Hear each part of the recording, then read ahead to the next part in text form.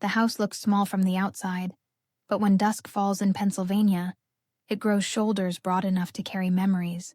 The porch light has been there longer than most of my neighbors. It flickers sometimes, but I keep replacing the bulb. You see, darling, that light is not just for me. It is for anyone who might be lost, for anyone who might come home. Even when no one knocks, I can't bring myself to turn it off. The wooden boards creak when I sit here. My hands find the same worn grooves in the armrest, smoothed by years of waiting. The evening air carries the smell of damp earth and the far-off sound of a train whistle. And in that quiet space between the whistle and the wind, my story begins. Grandma, you ask, your eyes wide in the glow of the lamp inside. Why do you always sit out here when it gets dark? Because, my dear, some stories live only in the dark, and they can't be told under the rush of daylight. The dark listens better. Tonight, I'll tell you about the knock that never came, and the silence that answered instead. I was a young mother once, in this very house. The porch was new then, the paint white and clean, smelling faintly of turpentine. My boy, your father's uncle, the one whose name I still hesitate to speak aloud, was small enough to curl into my lap. He had a laugh that made the neighbors pause mid-step just to hear it. He'd ride his tricycle in circles until the sun went down, and I'd call him in with a voice that tried not to sound afraid of the world beyond the curb. We were not rich. Our house was modest, barely wide enough for a family's dreams, but we had what mattered: a roof that held against the snow, a table that could stretch when relatives came by, and a porch light that burned through every storm. I remember one evening, the kind of evening where the sky bleeds pink into violet and the whole world seems hushed. He was sitting on these very steps, his legs dangling, a toy truck clutched in his hands. He looked up at me and asked, "Mama, will the light always stay on for me?" "Yes," I told him, brushing a stray curl from his forehead. "Always. As long as I'm here, that light will be waiting for you. Time moved the way it does. Too fast in joy, too slow in sorrow." My boy grew taller. The porch became too small for his games. Instead of a tricycle, it was a bicycle. Then a car pulling into the driveway too late at night. Still, I kept the light on. It became our silent agreement. No matter where he went, he would see that glow on his return and know he was expected, welcomed, loved. But life, darling, is not always as loyal as a porch light. One winter, do you remember how Pennsylvania winters bite? The phone rang. The kitchen clock said 6:45. I remember because I had just set down the soup ladle. His voice was hurried, almost brittle. He said, "Ma, I won't be coming tonight. Maybe not for a while. Things are complicated." I pressed the receiver harder against my ear, as if I could catch the meaning that hid between the words. "Complicated how?" I asked, but he didn't answer me with truth. Instead, he gave me silence that stretched longer than the snow outside. Then he hung up. I stood there staring at the phone, the soup bubbling behind me. The porch light flickered that night, like it understood something I didn't yet. When a phone grows silent, child, it does not grow gentle. Each day I listened for its ring, but the silence grew heavier, like snow on a roof that threatens to collapse. I still lit the porch each night, whispering to myself that perhaps he would come tomorrow, or the next day. Neighbors noticed, of course. "You sit out there too much," Mrs. Patterson said once while shoveling her walk. "You'll catch your death in the cold." But what she didn't know was that it wasn't the cold I feared. It was the dark.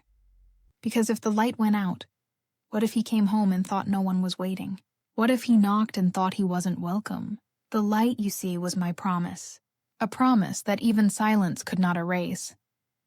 One evening, much like this one, the phone finally rang again. I rushed to it, my heart like a drum inside my chest. But it wasn't his voice. It was a friend of his, fumbling, awkward, saying words that tangled into one truth. "He isn't coming back the way you hoped." There was no accident, no funeral, no headline. just a choice, a turning away. My son had closed a door I could not see, and though I pressed my ear against it for years, he would not open it again. "Grandma," you whisper, "didn't it hurt?"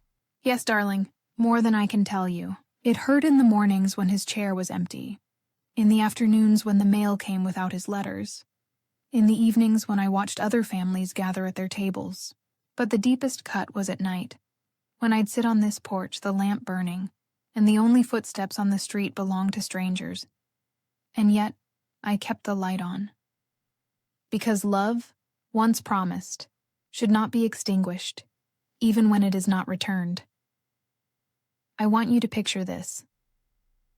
Snow falling like sifted flour, the porch steps covered in white. I'm rocking gently in this chair, a shawl around my shoulders, my eyes fixed on the street. Every car that passes makes me straighten, makes me wonder, could it be him? And then the car keeps going, and the silence returns. But in that silence, something else grew. Patience. Faith. The knowledge that sometimes we keep the light on not for others, but for ourselves, to remind us who we are, what we stand for, and what we refuse to surrender. That's the beginning of the story, my dear. A porch light, a silent phone, and a mother's unanswered knock on the door of memory. There is more, of course. How the silence shaped me, how it taught me both grief and grace. But for now, sit with me. Feel the glow of the lamp. Listen to the quiet between the sounds. This is where the story begins, and it is far from over. The thing about silence, darling, is that it doesn't arrive all at once. It seeps in, the way fog does, curling under doors, slipping through window cracks, until the whole house tastes of it. After that call, the one with too many pauses and too little truth, I waited for the phone to ring again. I waited the way a child waits for Christmas morning, counting hours as if they were promises. But the phone stayed still. Days piled into weeks, weeks into months, and the silence grew teeth. I began to hear it in everything. In the kettle's shrill whistle when no one was there to pour a second cup. In the uneven creak of the floorboards as I walked to the empty hallway. In the hollow thud of the mailbox lid closing on envelopes that carried everyone's words but his. At first, I told myself stories. Maybe he was busy. Maybe work took him far away. Maybe he'd lost his phone number and was too proud to ask for it back. Stories are bandages, child. They don't heal the wound, but they cover it enough to let you keep moving. But even bandages wear thin. One Sunday after church, Mrs. Keller leaned across the pew and asked, "Have you heard from your boy lately?" The words fell heavy, though her tone was light. I smiled the way women do when they're holding porcelain plates they can't afford to drop. "He's busy," I said, "but the light is on for him." She nodded, but I could see the question linger in her eyes. When I got home, I set down my Bible and let my hands rest on the phone as if touch alone could wake it. Nothing happened. The phone was as stubborn as stone. You see, in those days, a phone was not a toy, not a pocket trinket like yours is now. It was a lifeline. A phone meant connection, meant voice, meant proof that you mattered enough to be called. When it stayed quiet, it felt like the world was saying, "You are not needed." I can tell you this now, because you are old enough to listen. I cried into that silence. Not every night, not dramatically, but sometimes, when the house was dark, and even the porch light seemed weary, I would sit on the kitchen floor with my knees pulled close, and I would let the tears fall without sound. Because if the world refused to speak to me, I would not give it the satisfaction of hearing me weep. "Grandma," you whisper, small fingers curling into mine. "Didn't you want to call him first?" "Ah, child, what a question. Of course I wanted to. I wanted to dial those numbers until the cord frayed. I wanted to press my ear to the receiver and breathe, hoping he would recognize the sound of his mother's silence. But pride, you see, is a strange companion. Pride said, if he wants to talk to you, he knows where to find you. Pride said, don't beg for what should already be yours. And yet, Love tugged the other way. Love whispered, "Call anyway. Knock anyway. Keep the porch light burning anyway." I stood between them, between pride and love, like a tree split by lightning but still upright. In the end, I called once. Just once. The line rang and rang until a machine clicked on, that flat metallic voice asking me to leave a message. I did. Only a few words. "It's Mama. The light is on. Come home when you can." Then I set the receiver down, and I never called again. The seasons changed. Spring brought daffodils to the edge of the yard, yellow trumpets blowing in the breeze as if to remind me life still pushed upward. Summer baked the porch boards warm under my bare feet. Autumn painted the leaves in fire and gold, only to drop them in heaps I raked alone. Winter was hardest. The snow fell heavy, and every footprint I shoveled away felt like an accusation. Through it all, the porch light burned. Sometimes neighbors would tease me gently. "That light of yours must be costing you a fortune in bulbs." I'd smile and say, "It costs less than losing hope." But deep inside, I wasn't sure if hope was what I was protecting, or simply the memory of the promise I had made my boy when he was small. As long as I'm here, the light will always stay on for you. There were nights when I thought I heard footsteps on the porch. My heart would race, my breath catch, and I'd hurry to the door. But when I opened it, nothing. Just the stillness of the street, the faint glow of another porch light across the way, the hum of crickets hidden in the grass. I told myself it was the wind, but part of me always wondered, could it have been him, stopping just short, unable to knock? It is a cruel thing, my dear, to prepare your heart for a sound that never comes. The knock on the door, the ring of the phone, they become ghosts, haunting you, not because they happen, but because they don't. "Grandma," your voice trembles. "Weren't you angry?" Yes, I was. Anger came like summer thunderstorms. Loud, messy, gone before the air cleared. I slammed pots harder than I needed to. I spoke too sharply when neighbors asked innocent questions. I even found myself cursing the phone once, whispering words no God-fearing woman should say. But anger is a fire that eats its own fuel. Burn too long and you find yourself in ashes. So I learned to turn anger into something else. Work. I scrubbed floors until they gleamed, mended clothes with stitches neat as scripture, baked bread that filled the house with warmth even when the rooms were otherwise empty. Anger kept my hands busy. And in time, busy hands kept me alive. One night, maybe 2 years after that last call, the silence grew so heavy I could hardly breathe. I sat at the table staring at the phone, daring it to ring. I whispered, "Please, just once. Just one word, one sound, one proof that I am still your mother." Nothing. That was when I understood. Silence is not just absence. It is its own presence. It presses on you, it teaches you, and in its hard, cold way, it shapes you into something tougher. That night I did not cry. I stood, turned on the porch light, and whispered into the dark, "If you won't speak, I will. I love you, and I will keep this light burning until my hands can't reach the switch anymore." Child, do you see what I'm saying? The silent phone did not take away my love. It forced me to learn how to carry it differently. Love became the lamp, the bread, the mended shirts, the patience to sit and wait. Love became something I gave even when it was not returned. And here is the truth you must carry. The world may leave you unanswered. You may knock and no one may open. You may call and no one may reply. But still, you must keep the light on, because love is not about the answer. It is about the offering. That is the story of the silent phone, my dear. And it is only the middle of what I have to tell you. The silence did not end me. It did not even end the story.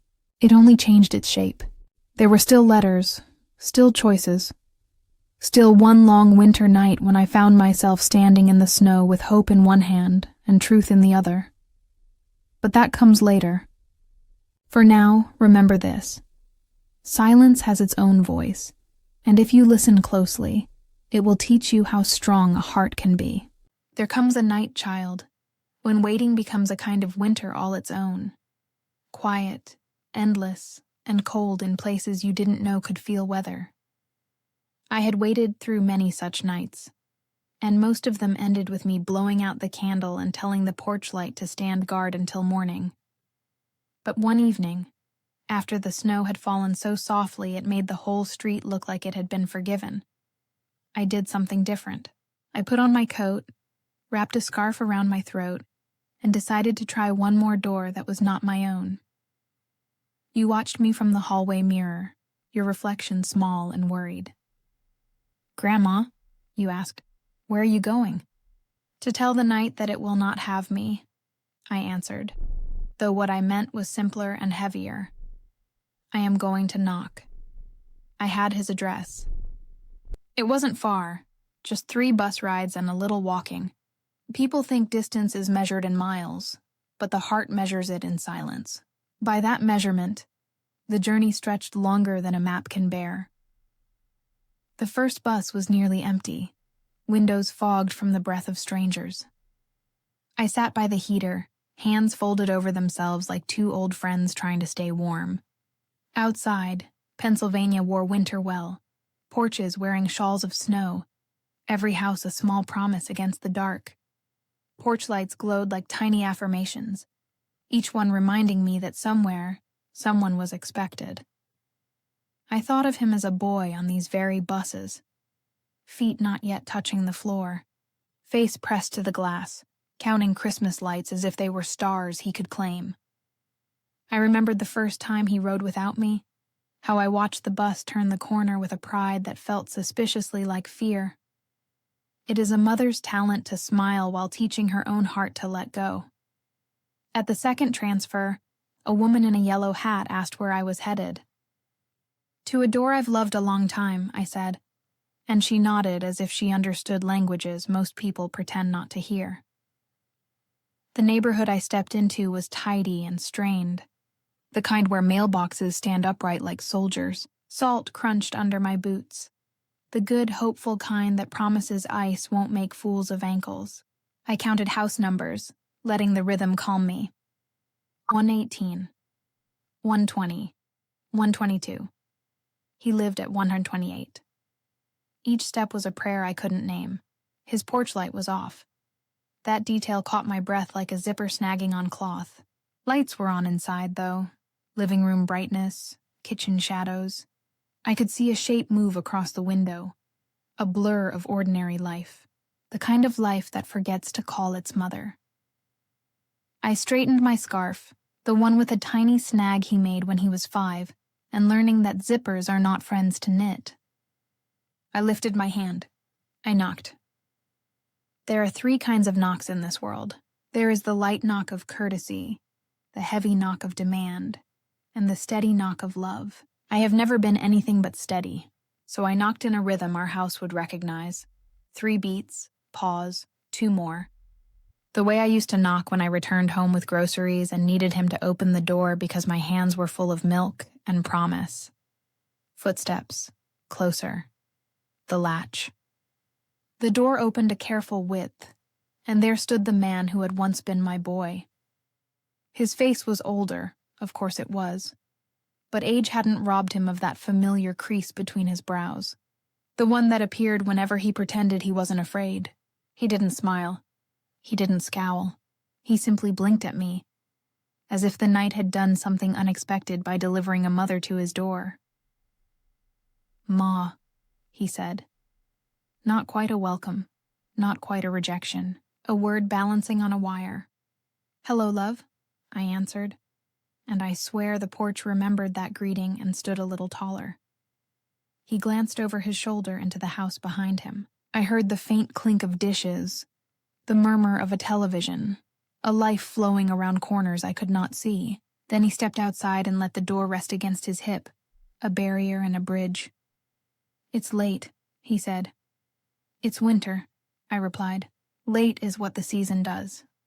He stared at the scarf at my throat, the old snag, the familiar imperfection, and something in his face softened. "You shouldn't be out here." I didn't come here to be inside, I said. I came to knock. He rubbed his hands together, a nervous echo of a boy about to confess to breaking a vase. She doesn't want... It's complicated. I know complicated, I said gently. Complicated is the word people use when they've forgotten that love is simple.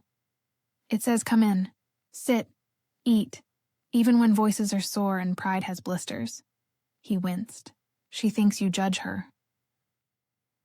I think she is part of you, I said, and watched his shoulders drop at the mercy hidden in that sentence. I think marriage is two people learning how to share weather. Sometimes you both stand in the rain, sometimes one of you brings an umbrella, but the door should never be the storm. Behind him, a shadow paused in the hallway, a woman's outline. I glimpsed her hand on the frame, fingers curled like commas in a sentence she did not want to finish. Our eyes met for a breath through the slim crack. I saw fear first, then defensiveness, then something quieter. Exhaustion.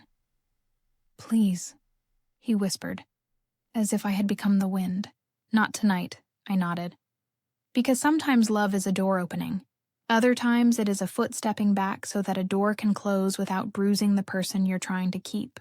I brought you something, I said, reaching into my coat. It's not much. Just bread, the kind you loved.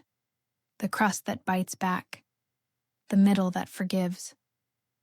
He took the paper-wrapped loaf and held it with both hands, as if the warmth were a question he wasn't sure he was ready to answer. Thank you. Always, I said, and let the word do the work of 1,000 lectures I would never give. Tell her I came without arguments. Tell her I came only to knock. Tell her I left the porch light on at home. He nodded, his mouth a line drawn on a trembling page. I will. And tell yourself, I added, risking the old right reserved for mothers, that a door you close can be opened again. Hinges complain, not hearts. A small sound rose from the house. Childish, curious. A little voice too new to know grudges. Daddy? He flinched like a man caught between tides. Then, without looking at me, he pulled the door closer to his chest. I have to go. I know, I said. I always have. He paused, the door an inch from its frame. Are you angry? Yes, I told him. Because anger means I'm not numb, and I prefer honest weather to pretend sunshine. The corner of his mouth twitched, an almost smile, the ghost of a picnic on a day that has refused to rain. Good night. Good night, love, I said, and he closed the door. I stood for another half-minute, listening to the new silence. It was different from the old silence, less cruel, more truthful, the kind of quiet a house hums when it is full of people learning each other by mistake and repair. On the walk back to the bus stop, the night wrapped itself around me like an old shawl that knew where my shoulders hurt. I passed house after house with porch lights shining, and I thought of all the mothers and fathers and grandparents sitting behind them, each glow a message in a bottle. You are still wanted here. At the corner, I stopped at a convenience store for a hot drink. The clerk had mittens with holes in the thumbs and eyes, kind enough to ask without words whether I was all right. Long night? He said anyway. Long story, I answered. Those go better with cocoa, he said, setting a lid on the cup before I could refuse kindness. On the house. I took the cocoa and stood by the window where the heat had fogged a circle clear just large enough to see my bus pull in. Snow turned the streetlights into soft halos, each one hovering above a world that had not learned how to be gentle and yet often tried. On the last bus home, I opened my purse to make room for the cup and found, beneath my handkerchief, the letter I had written weeks earlier and never mailed. I had folded and unfolded that paper until the crease learned my name. I read it again while the bus rocked me back to the neighborhood where the porch light never slept. It wasn't a letter of persuasion. I have never been gifted at campaigns. It was a letter of remembering. You were born in winter, it said at the top, when the world thought breath would be scarce, but you took great gulps of air and laughed at the cold. You didn't laugh out loud. Not yet. But your eyes told me you were not afraid of seasons. We ate soup for a week because the cupboard was more echo than food, and you still grew. Your father. Do you remember a poem about a father? It says he got up early and polished my shoes and never once asked for thanks. He did the same with you. We are not a family that always finds the right words, but we are a family that remembers how to keep light. The bus hissed, the doors sighed, and I stepped back into my street. My light waited there, stubborn and bright, making a small gold square on the snow like a promise had learned geometry. Inside, the house breathed the way old houses do. Radiators clicking, refrigerator humming, a floorboard making its one opinion known every time I crossed it. I placed the letter under the lamp and pressed my palm over it, as if warmth could anchor it to the wood. Then I sat. I poured tea. I set 2 cups because habit is also prayer. And I told the night what it already knew. I had knocked. The door had closed. But something had been opened anyway. You padded into the room then, sleepless and solemn as only children can be. "Grandma," you said, "did he let you in?" "No," I said, and watched your mouth shape disappointment. "But I wasn't locked out either." "What does that mean?" "It means a closed door is not a verdict," I said. "It is a comma, a pause in a sentence that has not learned its ending." You climbed into the chair beside me and pulled your knees up, little hills under your pajama fabric. "Will he come here?" "I don't know," I told you, because a child deserves the dignity of truth. "But the porch light will." You thought about that. Children are better at thinking than most grown folk. "Do lights get tired?" "Yes," I said, "but not of shining." We sat in the comfortable hush that happens when a room knows 2 breathing people have chosen it. I told you about the bus rides, the yellow hat, the store clerk with generous cocoa, the door that was and wasn't open. You listened as if memorizing a recipe, 1 part courage, 2 parts tenderness, a pinch of sorrow to taste. Then you asked for the letter. I read it aloud, my voice making small weather of the words. When I finished, you put your hand over mine to keep the paper from curling itself closed. "Will you send it?"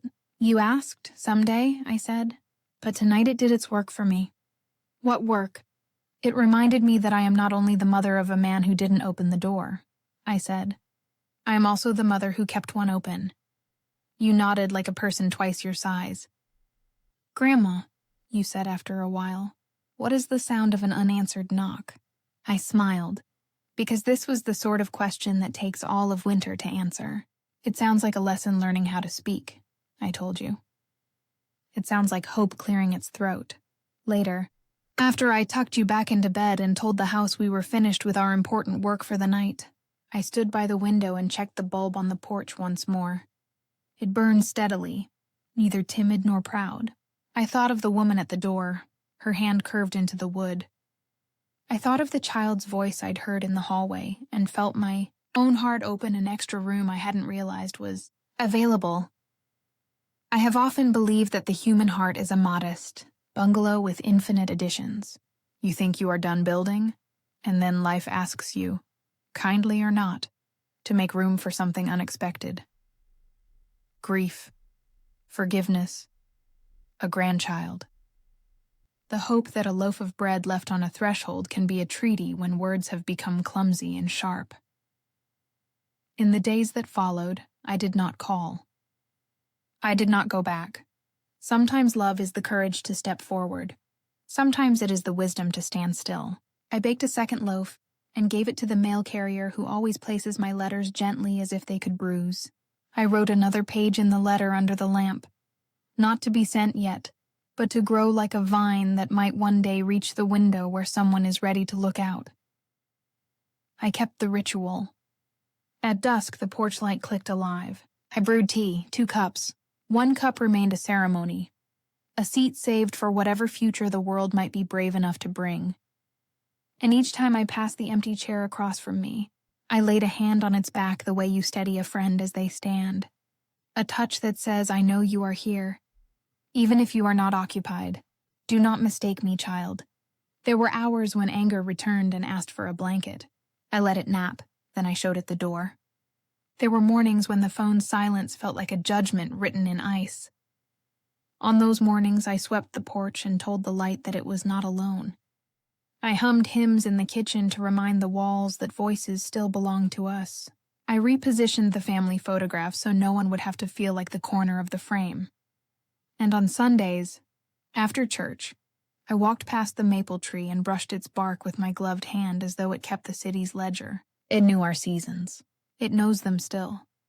You are older now than you were on the night I first knocked, and you ask different questions. Grandma, what if he never knocks on your door? What if the phone never rings? What if the bread grows stale? Then I tell you the other truth, the one I keep tucked beneath my ribs for sleepless hours like a coin for a payphone no one has invented yet. We do not keep the light for guarantees. We keep it because it is how we remain ourselves. It is the shape our love takes when the world refuses to fold into the shape we prefer. And I tell you this, too. I heard laughter the other evening, drifting through the winter air from a house that forgot it had neighbors. I closed my eyes and let it fizz through me. It did not hurt. It felt like a shoreline after the storm, collecting the calm. Perhaps it was his laughter. Perhaps it was the television. Perhaps I will never know. The gift of age is that curiosity does not always demand an answer. It asks for a lamp and trusts the rest. So, my darling, that is the story of my unanswered knock. I stood outside a door I loved and spoke with a son who could not invite me in. I walked home under porch lights that knew my name. I placed a letter beneath a lamp and allowed it to hold my ache until it became something softer. And when the night asks me what sound an unanswered knock makes, I will say this. It sounds like a mother choosing not to turn away. It sounds like bread warm enough to make a cold house remember. It sounds like the quiet that remains when pride steps back and leaves a little room for mercy. Tomorrow, if you like, we will write another page together.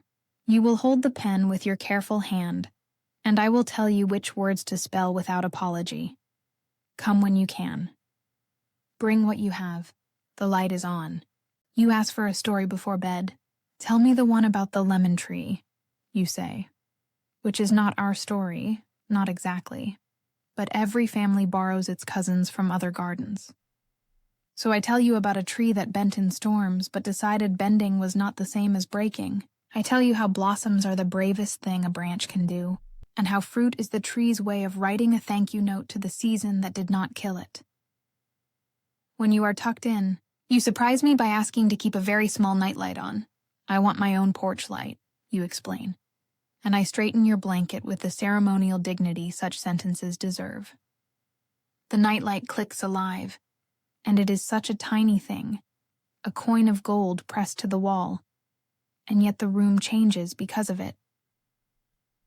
Back in the kitchen, I pour 2 cups of tea and do not care that one will cool untouched. The steam curls like handwriting above the cup and disappears into the ceiling where it will someday be found by a painter who thinks he is only fixing cracks. I sit at the table with the bread between us like an agreement, and I take another look at the letter I may or may not send. I add a line at the bottom without dates or names. The porch light is not a demand, it is a direction. I leave the letter there, spine enough for a night. I stand at the window, and the block looks like a sheet of music where every house holds a note. Some notes are high, some low, some long held by old people who have perfected patience. Some quick and bright in homes where a toddler has just learned the trick of staying awake. Our note is steady. You can hum to it. You can dance to it if you're gentle with your knees.